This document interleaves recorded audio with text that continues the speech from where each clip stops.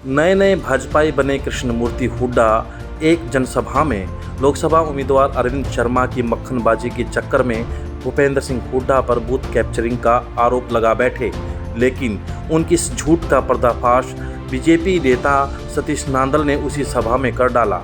सुने दोनों के बयान। और इनके खिलाफ भी रहा हूं।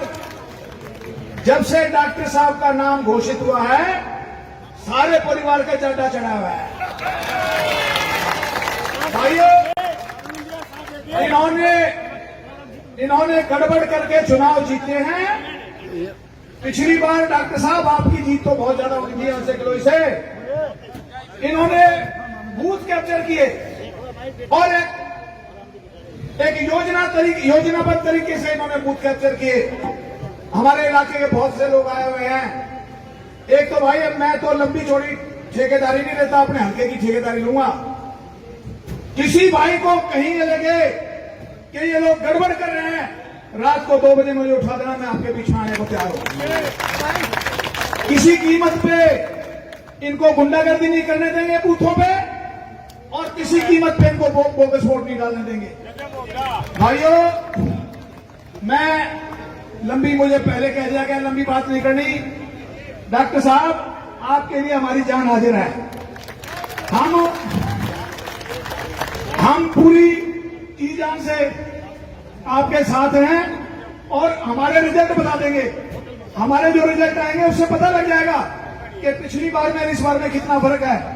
और रात को 2 बजे भी आप हमें पार्टी के काम के लिए बुलाएंगे, हम आपके लिए हाजिर हैं। और मैं घोषणा करता हूं कि आने वाला टाइम डॉक्टर अरविंद शर्मा 2 लाख वोटों से जीतेंगे। बहुत बहुत धन्यवाद। पिछली बार हमारी जीत थी 7,500 की, और अब जो साथी 2 लाख की बात कर रहे हैं, कैसे उस 2 लाख की तरफ हमने पहुंचना,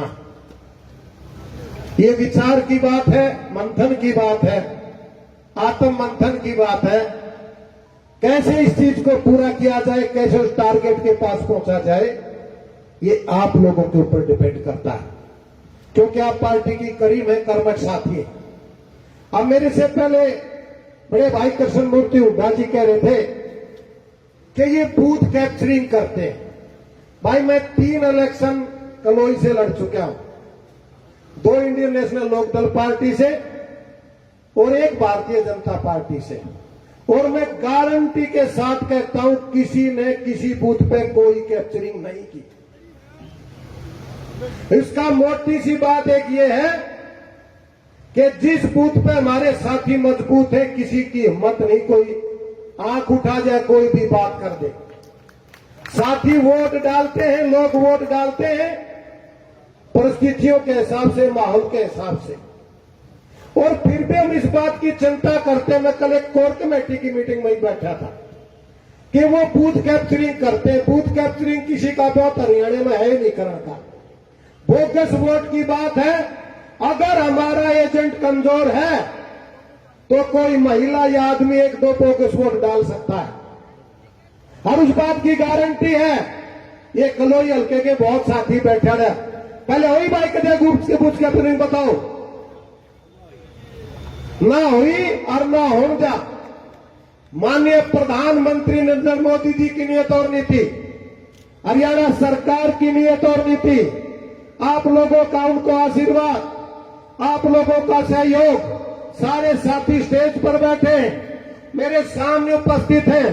सेंटर में आपकी सरकार है, प्रदेश में आपकी सरकार है, काम आप लोग कर रहे हैं। पूरी दुनिया में मान सम्मान माननीय प्रधानमंत्री नरेंद्र मोदी जी ने बनाया है।